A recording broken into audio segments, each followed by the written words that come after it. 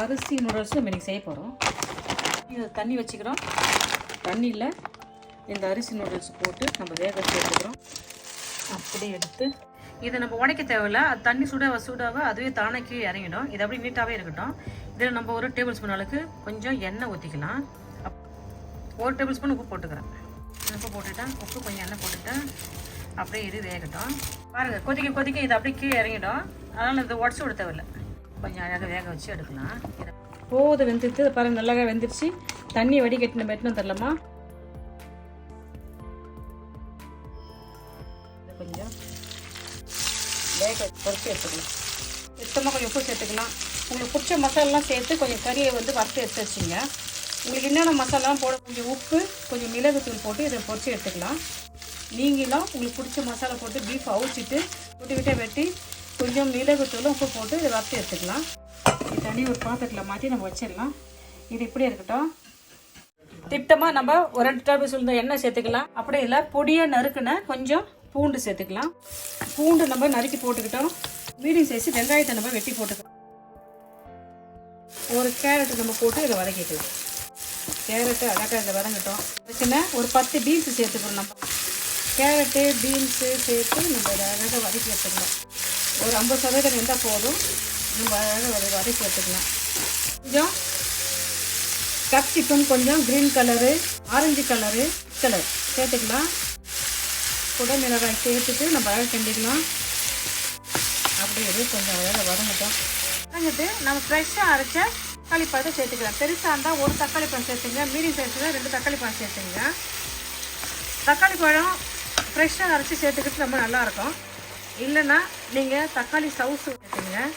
நம்ம ஃப்ரெஷ்ஷாக அரைச்சி சேர்க்கறதுனால அந்த தண்ணியிலே அந்த தக்காளி அரைச்சி இல்லைங்களா, அதிலே கொஞ்சம் தண்ணி மாதிரி இருக்குது. இதுலேயே இந்த காய் கொஞ்சம் வேகிறதுக்கு கொஞ்சம் வாய்ப்பு இருக்குது. இதை தண்ணியெல்லாம் ஊற்றி வேக வைக்க தேவையில்ல. நம்ம தக்காளி அரைச்சி ஊற்றணும் இல்லையா, அதுலேயே கொஞ்ச நேரம் இதை அப்படியே வேக வைக்கட்டும். பாருங்கள், எல்லாம் அழகாக வதங்கி வருது. 1 ஸ்பூன் சர்க்கரை சேர்த்துக்கிறோம். உப்பு சேர்த்துக்கிறோம். திட்டமாக உப்பு சர்க்கரை சேர்த்து நம்ம இதை அழகாக கிண்டிக்கிறோம். சோயா சாஸ் 1 டேபிள் ஸ்பூன் அளவுக்கு சோயா சாஸ் சேர்த்துக்கலாம். சில்லி சாஸ் காரத்துக்கு அதிகமாக சேர்த்துங்க.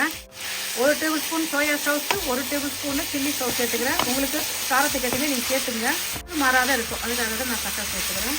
கடைசியாக ஒரு முட்டைக்கோசு கொஞ்சம் சேர்த்துக்கிறேன். முட்டைக்கோசு வேகக்கூடாது.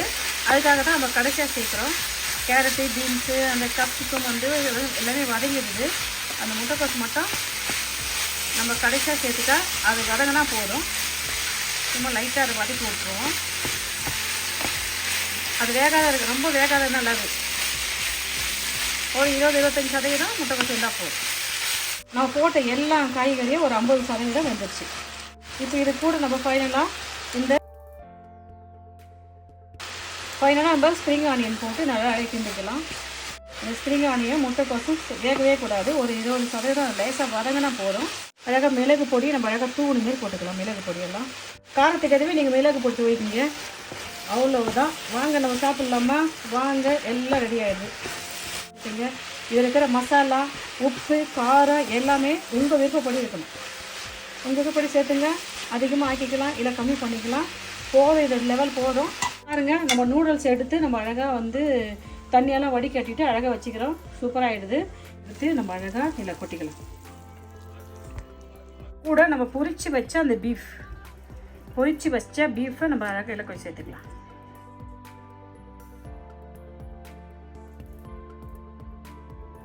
வதக்கின மசாலா, பீஃபு எல்லாத்தையும் போட்டு நம்ம அழகாக கிண்டிடலாம். பாருங்கள், என்ன சூப்பராக ஒரு எளிமையான முறையில் நம்ம அழகாக பீஃப் நூடுல்ஸ் செஞ்சிட்டோம். பீஃப் அந்த அரிசி நூடுல்ஸ், ரைஸ் நூடுல்ஸு கூட காய்கறிலாம் போட்டு பீஃபெல்லாம் சேர்த்து நம்ம செஞ்சிட்டோம். வாங்க நம்ம சாப்பிட்டு பார்க்கலாமா? வாங்க, சுட சுட இருக்குது. வாங்க நம்ம சாப்பிட்டு பார்த்துக்கலாம். நம்ம அழகாக ஒரு பீஃப் நூடுல்ஸ் செஞ்சிட்டோம். பாருங்கள், என்ன அழகாக சூப்பராக வந்துருக்குது. இந்தாங்க, நீங்கள் சாப்பிட்டு பார்த்து சொல்லுங்கள். நான் செஞ்ச இந்த பீஃப் நூடுல்ஸு எப்படின்னு நீங்கள் தான் சொல்லணும். சாப்பிட்டு பார்த்து சொல்லுங்கள். இந்தாங்க, சாப்பிட்டு பார்த்து சொல்லுங்கள். நான் செஞ்ச பீஃப் நூடுல்ஸ் எப்படின்னு சொல்லுங்கள்.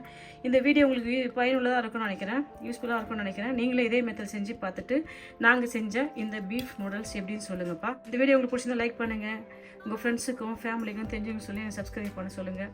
உங்களுடைய சப்ஸ்கிரைபர் எனக்கு ஒரு மிகவும் மதிப்புள்ளதாக இருக்குன்னு நான் நினைக்கிறேன். இந்தாங்கப்பா, நீங்கள் சாப்பிட்டு பார்த்து சொல்லுங்கள். பை. தேங்க்யூ.